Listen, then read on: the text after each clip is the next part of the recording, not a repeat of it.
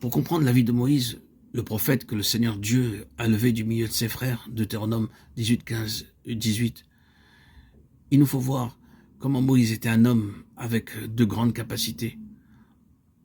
Il avait été enseigné dans toute la sagesse des Égyptiens, acte 7, 22, avec de grandes qualités naturelles et des dons. Il avait une certaine opinion de ce qui devait être une vie de service pour Dieu. C'était assez juste, c'était une bonne conception, une bonne pensée. Il était vraiment honnête. Il n'y avait aucune ambiguïté à l'égard de ses motivations, mais il essayait de répondre à ce besoin sur la base de ses propres capacités, de ses qualifications et de son zèle. Et avec cette conception, le désastre était une chose certaine. Ce n'est pas ainsi que sont formés les prophètes. Ce n'est pas de cette manière que peut s'exercer la fonction prophétique. Moïse a dû donc aller dans le désert et pendant 40 années, il a été vidé jusqu'à ce qu'il ne lui reste plus rien pour pouvoir s'appuyer, se confier, pour accomplir l'œuvre de Dieu. Cette commission divine, par nature, c'était un homme puissant en œuvre et en parole. Et cependant, maintenant, il déclarait « Je ne suis pas éloquent, je suis lent à parler ». Exode 4.10. Il y a eu une terrible éradication de toute ressource et capacité naturelle.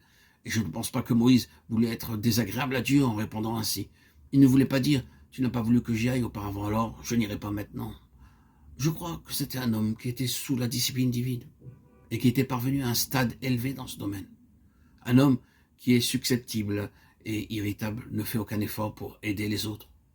Considérons l'attitude de Moïse, tout au début, quand il est arrivé au désert, Exode 2, 16, 17. Cela nous permet de voir qu'il n'était pas un homme de cette sorte-là. Lorsqu'il y a eu cet incident près du puits pour abreuver les troupeaux, si Moïse avait été de mauvaise humeur, acariâtre, désagréable, parce que le Seigneur n'avait pas été de son côté en Égypte, il se serait probablement assis à l'écart en observant la scène, sans porter secours. Cependant, il s'est empressé d'apporter de l'aide, dans un bon esprit, en faisant tout ce qui était en son pouvoir. Il était pourtant dans une grande épreuve.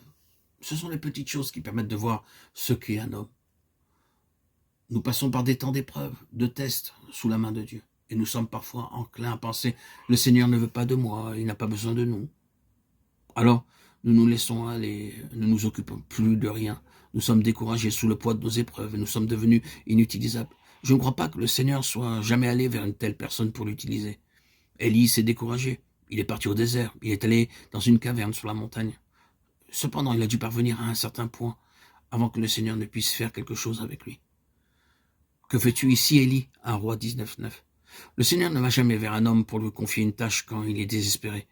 Dieu te pardonnera tout sauf ton désespoir. Car désespérer, c'est perdre foi en Dieu, et Dieu ne pourra jamais rien faire avec quelqu'un qui a perdu cette foi. Moïse fut vidé jusqu'à la dernière goutte, et cependant, il n'était pas en colère ou désagréable à l'égard de Dieu. Que faisait le Seigneur? Il formait un prophète. Au lieu de cela, cet homme aurait pu occuper une fonction, et il aurait pu lui être utile, pensons-nous, pour réaliser une œuvre. Il n'y aurait cependant pas eu de relation vitale intérieure entre l'homme et l'œuvre qu'il devait accomplir. Elles auraient été deux choses distinctes. L'œuvre aurait été objective par rapport à l'homme. Au terme des 40 années dans le désert, cette œuvre était devenue subjective, quelque chose s'était réalisé. L'homme était parvenu à un stade qui lui permettait d'être l'expression vivante de la pensée divine. Il avait été vidé de ses propres pensées pour laisser place aux pensées de Dieu. Il avait été vidé de sa propre force, afin que toute l'énergie procède de Dieu.